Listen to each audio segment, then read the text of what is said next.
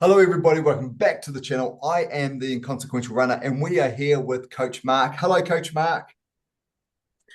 Hello, Darcy. Good How to you see going, you. mate? Yeah, good to Yeah, catch good, up. thanks. Good.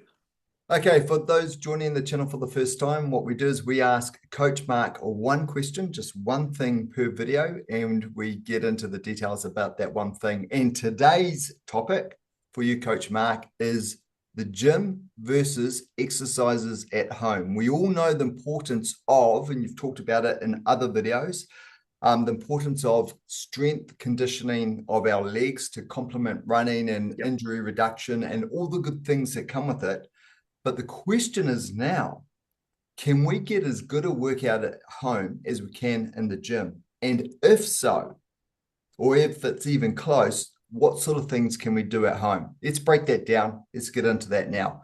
So, Coach Mark, question for you, gym versus home. So, we're going to be doing workouts. We know that and the benefit of them. But yeah, tell us a little bit about what we can do in the gym and the benefits of the gym and what we might be able to do at home and the benefits at home. Yeah, well, I've spent a lot of time at both, um, doing gym and home.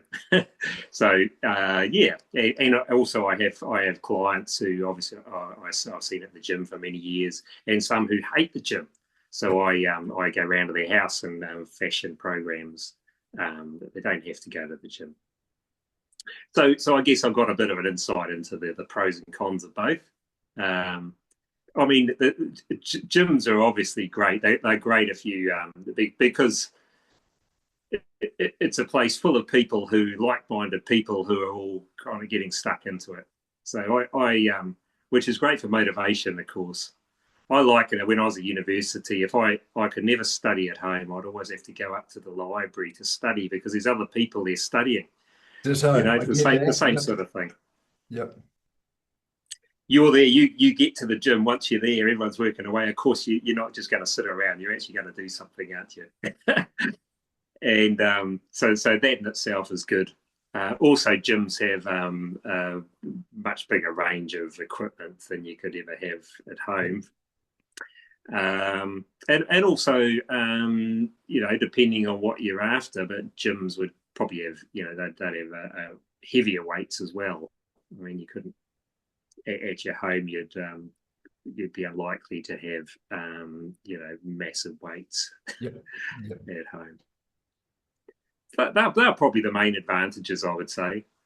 The thing is, at home, I've found you can do just as effective strength training at home as at the gym, as long as you know what you're doing, and you have you don't actually need a lot of equipment as well. I've found that at home, all I need is dumbbells, a Swiss ball is useful, and that's it. Carpet or a chair or a couch, something like that, is also useful, of course. But that's all you need really. And the benefit, the thing is at the gym, so there's a lot of machines, which is really something that's interesting because gyms are actually starting to move away a bit away from this, but because gym people went to a gym and they wanted to see there was like sufficient equipment for their money there. So gyms were typically stacked full of loads of machines that people could have a go on. Problem with a machine, and certainly in terms of running, is you don't run around strapped to a machine.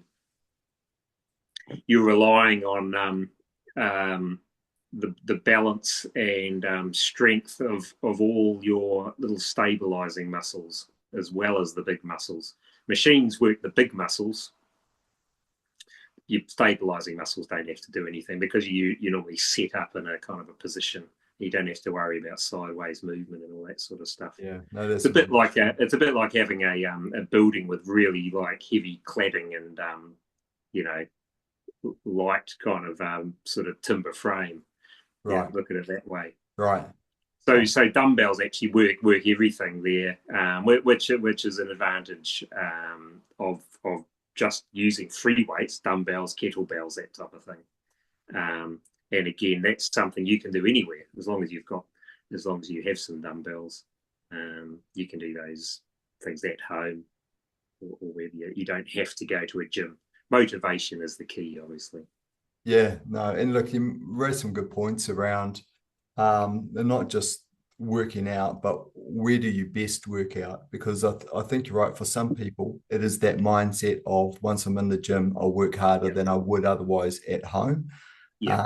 Especially if you're someone like me and you get distracted by the pantry, you know, there's Yes. you're always there, or there's some other distraction. But when you're at the gym, you're there.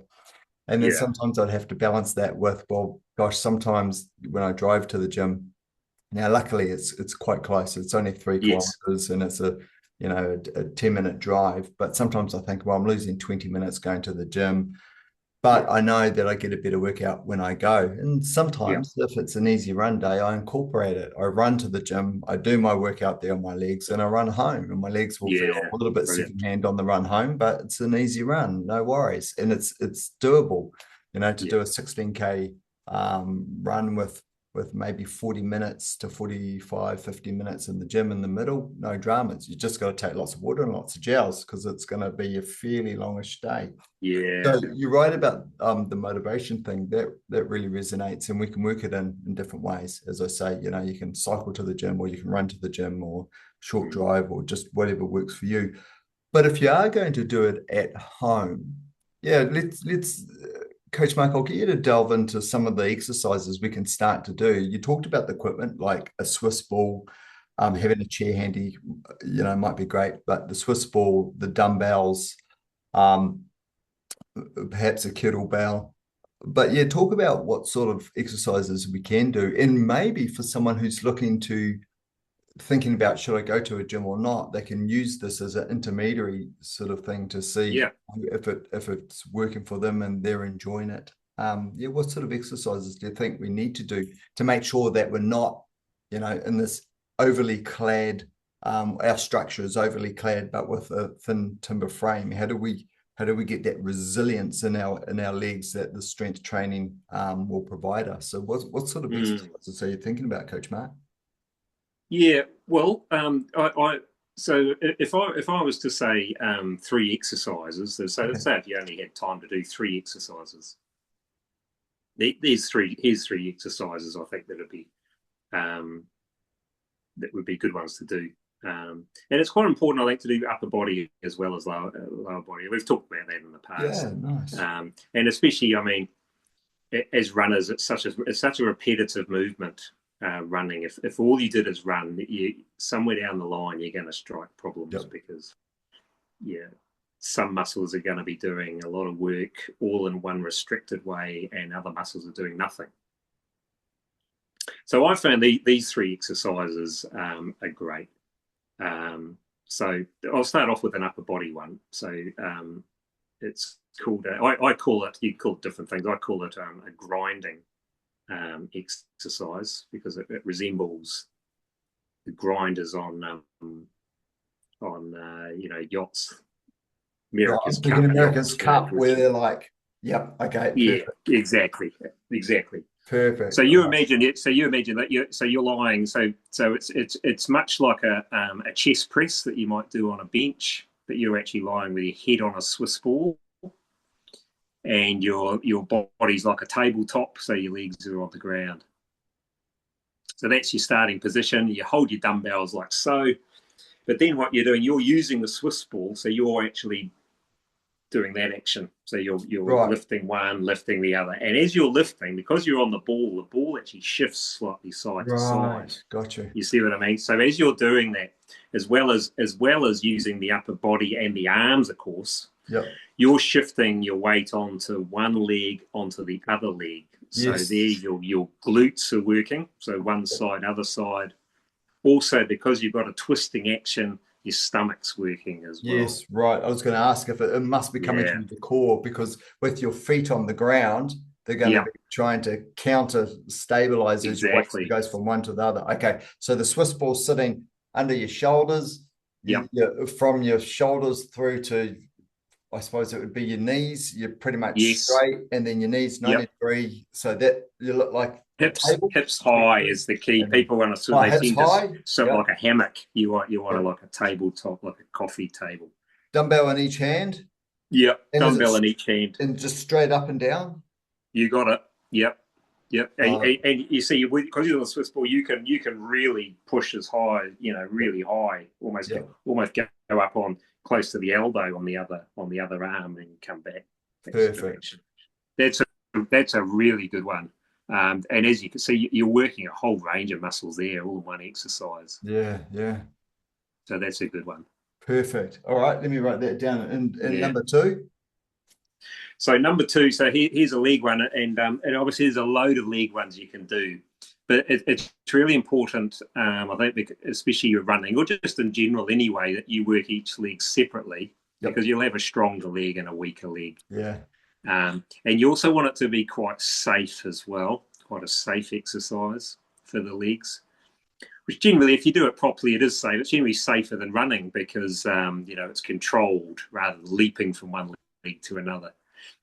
But a good one is, which I'm sure you probably know, the Bulgarian squat Oh, is a good yes. one. Yep. Yeah, Yep. Split leg yeah, squat. Yep. a split leg squat. But so Okay. you have your front leg grounded. So say your left leg, just for Yep. argument's sake, left leg grounded. Your right leg is back behind you, and the instep, the top of the foot, is rested on a chair or a couch or a bed Yep. or something. So basically, that's supported. You've got a dumbbell in each hand, which you're just holding at the side. So that's the resistance, the extra weight, and then you slowly lower yourself so that your front leg bends and then straightens. So you're Perfect. going down into a Perfect. one-legged squat. So that's again really good because it's running specific. It's easier on the knees because the back leg you don't, which is often a problem people have with squats. The back leg also has to bend if you've got both legs grounded. Yep. This is that which is fine for a lot of people, but this is a good way of doing this without the risk. But it avoids that. Yep. So you're not putting strain on your knees as much, and you just need to make sure that your front leg is all in position. Yep. And it's a good one there. And you'll probably find you'll be fine do it with one leg, and then you'll do the other leg because people always do the stronger leg first. Just have it. Then they do the other leg and they go, oh, actually, I'm quite a difference here. So I advise people do the weaker leg first, Yep. and then do the stronger leg, but only do the same amount that you can do with the weaker leg. Okay. Perfect. Perfect. And what's the third exercise? Well, the third one, what a similar way. So it's again the dumbbells, one arm dumbbell row. It's called, or you can call it. I sometimes call it sawing wood because it's like sawing wood on a workbench. Yep. Where you've got your dumbbell in your right hand, your left knee is on the couch, say, and your right hand is also on the couch in front of the knee. Yep. See what I mean? Yes. Yeah. So you're resting on your left knee with the left hand. Right hand has the dumbbell, and you're just lifting it up to your hip. And you're just pulling Got it. to the Exactly. hip. That's exactly right. Okay. So you're doing two things. You're lifting, and then you're squeezing your shoulder blades as well. It's a very good postural exercise because we spend so much of our day with our arms forward of our body, typing, writing, doing whatever we do, driving. Yep. Pulls the shoulders back. Oh, So there's three exercises. perfect. And then the last question I'm going to ask is how many, in terms of sets and reps, and I mean, people usually do the standard, one set of 10 each. Yeah. One set of 10 reps each. Yeah. And if it's a double-sided thing like the grinder, one Yeah. side and the other side counts as one rep, and then work your way up to 3 sets of 10, I imagine. But how frequently should we be doing this a week? Is this something we should be doing 3 times a week, or even frequently or less frequently? What do you think? Well, you did write about the 2 to 3 sets is better than one set, without a doubt. And I would say 2 times a week. Three is okay, but bearing in mind that running is your main thing. If you're doing it for running, you'd probably be better served if you have limited time, doing it 2 times a week and spending the rest of your time running or doing other things. Yeah, that it would create good balance. And 3 is fine, of course. It's a case of what you're sort of looking for in terms of fitting it into your week. And proximity to race day. So if Saturday's your race day, so you want to have a great park run, or if you're a member of a club and your big race is full on, let's say Saturday, proximity to that, like would it be an okay warm up on race day, or is it a case of no, keep it away and you probably want a clear day? So the last day of race day, Saturday, the last day you'd want to do something like this workout would be a Thursday. I don't know. Is it a warm up, or is it you want a clear day between, or are you overthinking it if you come up with the day? What are your thoughts in terms of these exercises? Yeah, that's an interesting one, eh? And I know you've said that you've found it actually works well for you if you do a workout, eh? Yeah. If I do a mini workout, well like don't drill myself, I find it really sparks my legs. Yes. So, but I've never done a workout and then run a half marathon or anything. No, it's just 10Ks or less. But I find it really wakes my legs up, and then the warm up feels much nicer. So I might do it a couple of hours before an event. That's interesting. When I get up and I have breakfast, and I've got that window before I start. So I find it works on race day. Yeah, so it's it's an individual thing, and obviously it depends as well how used your body is to doing gym workouts. If it's a staple of your week, then it's just something you just do, and you're used to doing this and training and racing well on it. Generally, I'd suggest before a big race, you would leave at least a couple of days before it. Yeah. But again, that's individual. But just bear in mind, because for the race, you want yourself, your body as fresh as possible for it. So that everything you do should you have that in mind. Whatever works for that. Quite a good day to do a strength workout is actually a Sunday, believe it or not, after the day after the race.